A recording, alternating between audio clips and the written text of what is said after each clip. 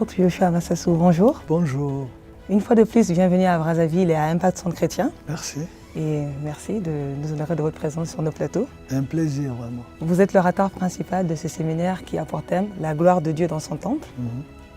Nous avons appris pendant ce séminaire que vous avez 40 ans de ministère. Pouvez-vous nous évoquer ce parcours? Je suis de la génération des années 80. Il y a eu un réveil qui s'est passé sur Kinshasa, sur le Congo, la RDC. Et là, il y avait des mouvements comme la Ligue pour la lecture de la Bible, il y avait Campus pour Christ. Il y avait un mouvement en tout cas qui a atteint beaucoup d'étudiants.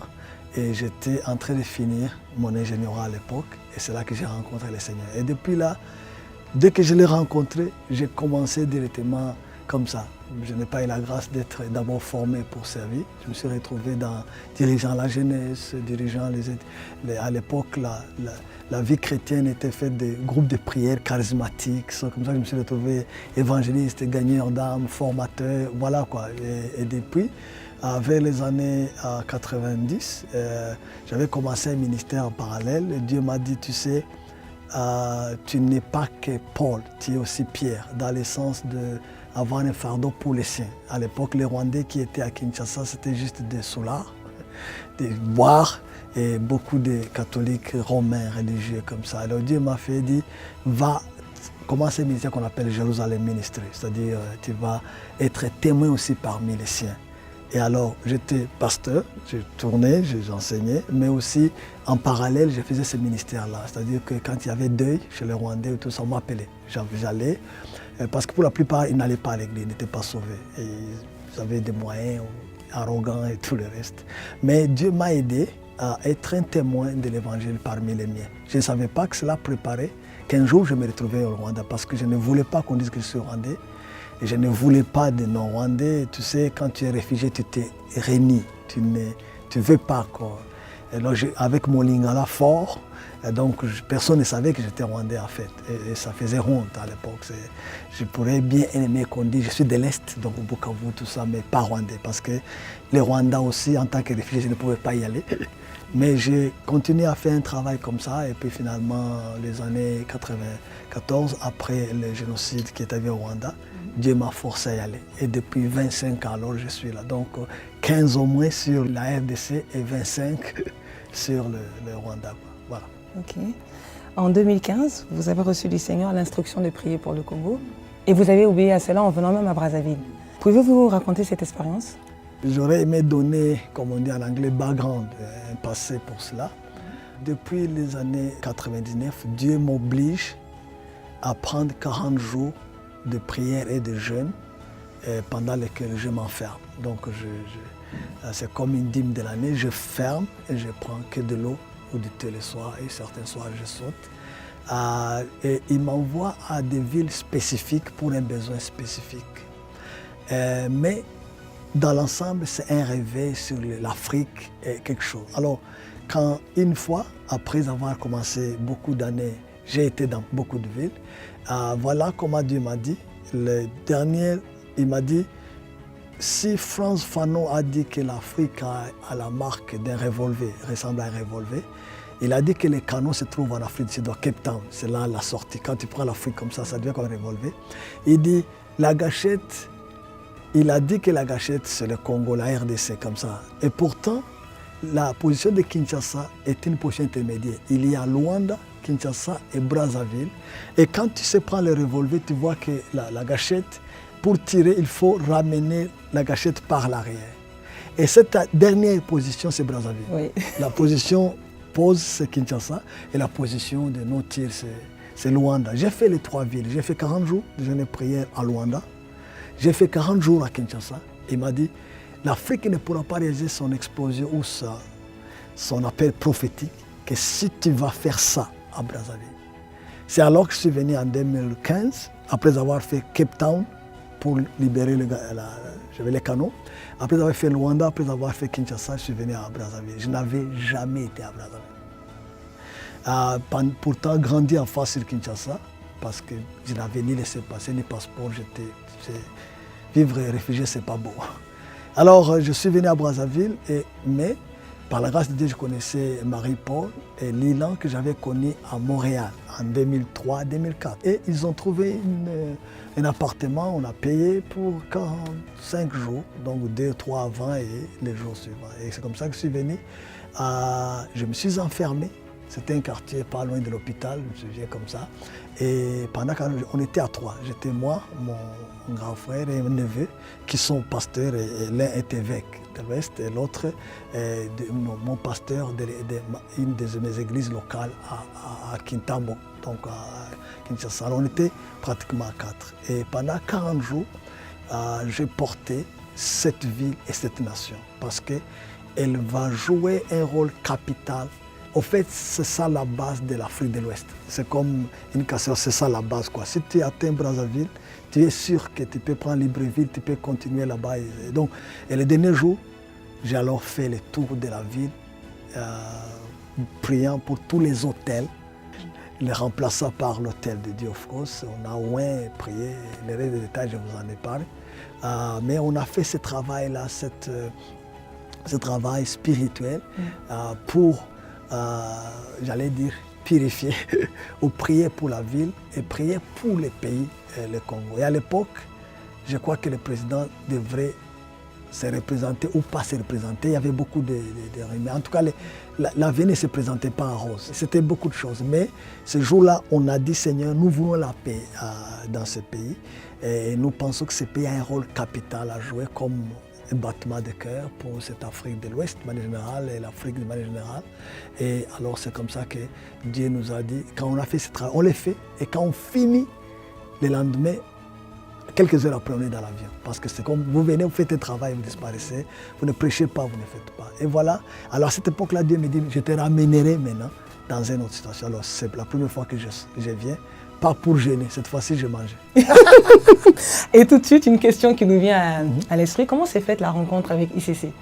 ICC, donc quand j'ai vu Lilan, que je connais à cette époque, il était jeune étudiant à Montréal, et Marie-Paul qui est de Kigali, et bien sûr ils m'ont accueilli, c'est eux qui ont préparé la logistique partout où on dormait.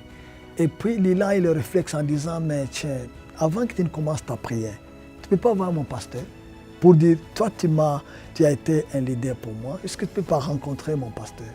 Of course, je l'ai fait pour Lilan et Marie-Paul. Je suis allé chez lui et puis, pouf, je parlais, pendant qu'on parlait, j'allais dire, on est tombé sympathique.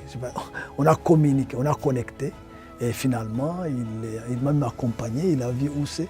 Et quand j'ai fini les jours, il est venu et généralement quand on fait ce travail-là, vous laissez les corps de Christ ou la recommandation entre les mains d'un père ou de quelqu'un de l'Église. Et c'est lui que Dieu a choisi qu'il soit avec nous à la fin de cette prière. C'est un acte prophétique très fort. Et alors, je ne savais pas qu'on pourrait communiquer. Et plus tard, alors, ça c'était vers le mois de juillet, plus tard en octobre, j'avais ma conférence que j'ai fait une fois les 7 ans.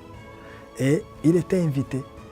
Alors, il est venu apporter la parole. Ça, c'était en 2015, octobre. Donc, on se rencontre en juillet. Disons juin, juillet, et puis il vient en octobre à la conférence, et puis c'était tout. On a continué à communiquer, il venait sans plus. Mais il m'a dit qu'il a vu les temples, ça l'a inspiré pour bâtir. Alors j'ai dit, ok, quand tu auras fini de bâtir, je viendrai. et voilà, je suis là. D'accord. Alors, apôtre Massassou, au cours de ce séminaire, vous avez parlé d'une autre approche d'évangélisation de masse, en évoquant la saturation de l'atmosphère comme par une arme nucléaire. Pouvez-vous revenir sur ce point? Vous savez, la Bible dit, c'est l'esprit qui convainc de péché. C'est-à-dire, en définitive, la repentance ou venir au salut, c'est finalement la conviction du péché d'abord, qui t'amène à savoir que tu as besoin de Christ. Et cette conviction de péché, parfois on a l'impression que c'est parce qu'on a donné de bonnes raisons. Mais à la fin, c'est l'esprit finalement qui convainc. Et l'esprit est comme un souffle, comme une atmosphère. Donc par la prière, Dieu peut faire que l'atmosphère soit saturée. Et quiconque est dans ce lieu d'atmosphère sent une conviction de péché. Et cette conviction peut l'amener à prier, à crier, à pleurer, à dire Jésus, je suis pécheur. Donc finalement, la meilleure façon d'atteindre le plus grand nombre, sans avoir beaucoup de gagneurs d'âme par deux qui ne vont pas atteindre, c'est s'assurer que cette ville de Brazzaville comme l'esprit au commencement se mouvait au-dessus des eaux, si l'esprit se meut librement, comme un résultat de la prière, les gens vont être convaincus des péchés partout où ils sont, dans un bar, dans un lit, en écoutant la radio, en écoutant la télé. Et là, il y aura peu d'efforts, j'allais dire physiques, mais beaucoup de moissons. De la même manière qu'une arme nucléaire tue les gens par respiration. C'est-à-dire que ça fait que quiconque respire meurt. Bon, l'opposé, c'est quiconque respire cette atmosphère divine est amené au salut. Alors là, on a comme gagné beaucoup d'âmes sans qu'il y ait besoin d'intervention humaine et naïve. C'est ce que j'ai appelé l'atmosphère, j'allais dire, l'évaluation par l'atmosphère, ou en nucléaire. Ok. Et pourquoi est-il si important pour les chrétiens de rechercher la gloire de Dieu? Vous savez, la gloire de Dieu, elle est synonyme de la présence de Dieu aussi. Et puisqu'on est témoin, on ne peut pas témoigner quand on n'a rien vu. La gloire de Dieu, ou le Shekinah, c'est par elle qu'on voit Dieu. Et quand on a vu, alors on peut témoigner. C'est si important qu'au fait, rien ne peut t'aider à résister dans la pression de la vie et tu ne peux pas témoigner de Christ que tu n'as pas vu, mais son Shekinah rend Dieu réel. J'allais dire, vous savez quand quelqu'un dit j'ai vu Dieu, quand vous demandez il est quoi? Il est brun, il est grand, c'est du genre quoi. Mais en réalité, c'est la gloire de Dieu qu'il a vue, c'est la gloire de Dieu qu'il a reçue ou qu'il a ressentie, de manière physique, de manière, j'allais dire émotionnelle, de manière, mais il peut te dire, je ne sais pas quoi dire, mais j'ai vu Dieu. Quelle taille il avait? J'ai vu Dieu. Était-il noir? J'ai vu Dieu. Et j'ai vu Dieu, c'est cela le Shekinah. Alors pour nous, l'Église n'existe pas et notre vie chrétienne serait fade, sans saveur, si on n'a pas la gloire de Dieu sur nous. Et je ne peux pas te parler avec assurance si je n'ai pas le Shekinah. Je serais un bon politicien par là des choses, mais pas un témoin de Christ qui a rencontré. Tu sais que Moïse a rencontré le Shekinah dans les buissons ardents. Il a été un témoin, ça lui a permis de résister dans tout. Paul a rencontré Dieu, il était Saoul sur le chemin de Damas. Ça lui a fait un témoin persécuté mais ne s'entend pas. Étienne, tous ceux qui ont pu témoigner de Dieu ont eu une rencontre de sa présence glorieuse qu'on appelle le Shekinah. Donc c'est si important qu'on ne peut pas vivre sans elle. Alors vous avez fait une brillante illustration des 7 facettes du temple de Dieu. Pouvez-vous revenir brièvement sur ce sujet? Vous savez, est-ce que 4 est égal à 1000? Non. Non, 4 n'est pas égal à 1000. Est-ce que 4 plus infini est égal à infini? 4 plus infini est égal à infini. Ah oui. Ok. Est-ce que 1000 plus infini est égal à infini? Aussi. Aussi. Donc infini est égal à infini. Donc infini plus 4 est égal à infini plus 1000. Donc 4 est égal à 1000. Je vais dire simplement qu'il y a ce qu'on appelle dans la vie les proportions. C'est-à-dire que ce qui est réel pour une personne, Dieu dit ceci, il traite à égal soit un homme, soit une nation. Donc, aux yeux de Dieu, un homme est égal à une nation. Maintenant, voici comment le temple ou la maison de Dieu. Number one, est-ce que oui ou non Dieu dit que mon corps est le temple du Saint-Esprit? Oui ou non? Oui. Et si mon corps est le temple du Saint-Esprit, donc je suis l'église, je suis la maison de Dieu, voilà. Est-ce que Dieu dit que si 2 ou 3 se réunissent en son nom, il est au milieu d'eux? C'est-à-dire qu'il demeure au milieu d'eux. Donc un couple, c'est aussi la maison de Dieu. Bien sûr, ce n'est pas la maison physique, mais au moins c'est la maison morale. Est-ce que une famille, c'est 3, donc 2 ou 3, c'est 3, papa, maman et enfant, au moins 1. Est-ce que Dieu dit que là où 3 personnes se réunissent en son nom, il y habite? Oui ou non? Bien sûr, oui. Bien sûr. Donc, une famille, c'est une église. Okay, oui. Ou c'est une maison de Dieu. Est-ce que ICC, Église locale Brazzaville, est une maison de Dieu? Oui. Oui, parce qu'on y est. Oui. Good. Avec le temple et les personnes. Est-ce que ICC Brazzaville, ICC Pointe-Noire, ICC, je ne sais pas. Un autre campus, Douala, Yaoundé, oui. Restons d'abord au Congo. Au Congo. Est-ce que ces ICC-là, si on peut dire ça comme ça, est une église? Elle a la même vision? Oui, naturellement, oui. Elle a la même vision et tout ça. Et est-ce que Dieu réside là-bas? Oui. Oui. Donc c'est le temple de Dieu. Est-ce qu'il cessait, je ne sais pas quelle autre communauté, Assemblée de Dieu du Congo, je ne sais pas, qui professe Christ, sont les membres de Christ. Est-ce que Dieu habite dans ces gens-là? Oui. C'est la maison de Dieu. Oui. Alors, est-ce que le Congo contient le peuple de Dieu? Oui. Écoute, est-ce que Dieu est sur ce peuple de Dieu? Oui. Oui. Donc Dieu habite le Congo. Donc le Congo est un temple. Ok. Parce qu'il contient. Alors, maintenant, et ça, je suis allé juste à proportion, mais ça signifie aussi, si moi je ne suis pas un bon temple, mon couple ne sera pas un bon temple. Parce que le couple est conséquent de la manière dont je suis. Deux bons chrétiens feront un bon couple chrétien, pas l'inverse. Alors, si j'ai un couple médiocre, ça fera une famille médiocre. Si la famille est médiocre ou la cellule est médiocre, ça fera une église locale médiocre. Parce qu'elle sera faite de cellules qui sont médiocres. Si l'église locale est médiocre, tous les réseaux de ces églises-là seront médiocres. Yes. Si l'église est médiocre et les membres du corps, et que c'est eux, ça fera, la chrétienté du Congo sera médiocre. Et si les chrétiens du Congo sont médiocres, le pays n'a pas d'autre espoir. Voilà un peu les proportions. Je vais dire simplement que ce qui est important de comprendre, c'est que quand Dieu, dans les yeux de Dieu, il n'y a pas de macro ou de micro ou de mini. Pour Dieu, je suis un temple au même rang que cette maison. Et je suis appelé à me comporter vraiment comme la maison de Dieu. C'est-à-dire quoi?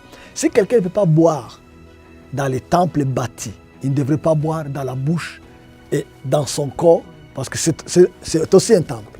Voilà, on peut le développer ou l'arranger, mais c'est ce que je voulais. Je voulais seulement dire que les gens comprennent que la gloire ne doit pas être simplement dans les bâtisses. La gloire doit être sur moi.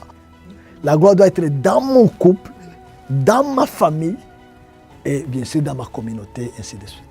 Voilà ce que je voulais dire. Mais je peux développer si vous voulez. Pour finir, pouvez-vous nous parler de la nécessité pour un chrétien d'aimer la maison de Dieu? Je crois que quand vous voyez, par exemple, dans Agaï, on dit, vous s'aimez beaucoup, vous récoltez peu. Vous mangez, vous n'avez pas. Vous n'êtes pas rassasié. Vous vous habillez, vous avez froid. Et la Bible continue en me démontrant que, en fait, il y a une malédiction permanente pour quiconque néglige. Et la Bible dit, c'est parce que vous vous occupez de vos maisons, alors que ma maison est déserte ou ma maison n'était pas. Donc, quelque part, si un chrétien veut éviter d'être maudit ou veut être béni, ou, alors je vais définir ça, ta prospérité dépendra de ton attachement à la maison de Dieu.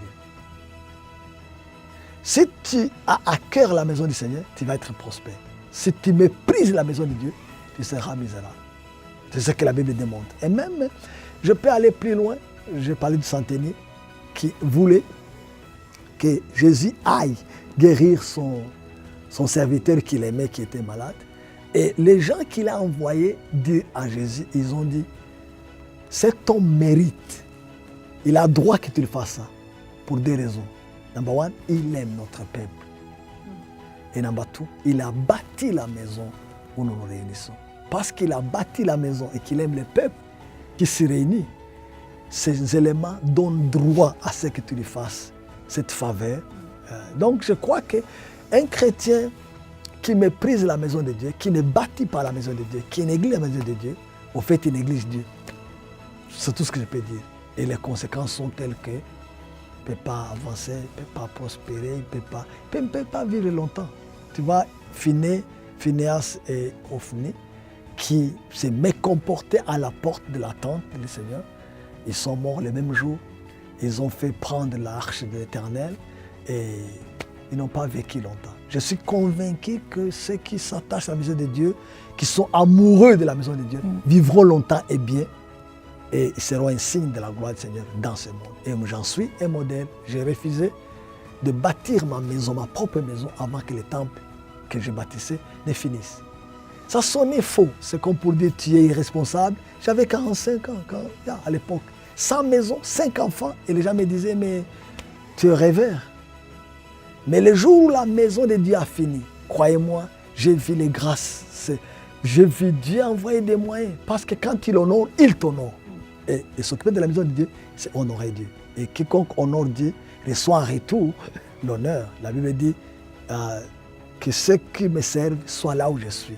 Et ceux qui me servent seront honorés. Et je crois que s'occuper de la maison de Dieu, c'est toucher au cœur de Dieu. Et il ne peut pas ne pas nous honorer. La Bible dit même que si vous montez et que vous apportez du bois pour bâtir sa maison, Dieu en aura de la joie et il sera glorifié. Oh, ces choses sont importantes. Merci. Apôtre Massassou, avez-vous un dernier mot? Je suis très ébloui par ICC Brazzaville. Honnêtement, je peux dire comme la reine de Séba, avant d'être venue, la renommée qu'on m'a dit n'était pas la moitié de ce que j'ai vu. Donc entre ce que j'ai vu et ce que je croyais voir ou ce que j'avais entendu, en tout cas, ce n'est pas à proportion de la moitié. Je suis très, très marqué par votre esprit d'excellence. Vous faites des choses excellemment bien. Parce que parfois, les gens croyaient que ce qui doit être de Dieu, c'est des choses négligées. Vous voyez, c'est des trucs qu'on fait comme ça. Mais vous faites des choses très bien. Votre ICT, votre communication, vos départements, protocoles, la vie de prière, les sanctuaires. En tout cas, il y a un sens de l'excellence. Je suis ébloui et touché. Je vous encourage à faire cela. Voilà un mot. Keep it up. Gardez cela plus haut. Ce qui est bien doit être gardé bien. Vous avez un joli temple, vous avez des personnes bien. Attachez-vous au Seigneur et vivez une vie de consécration parce que c'est la seule façon de maintenir ce que vous avez. Voilà. Merci Apôtre Massassou. On bénit le Seigneur pour votre vie et merci encore une fois de plus d'avoir accepté notre invitation. Mon plaisir. Merci.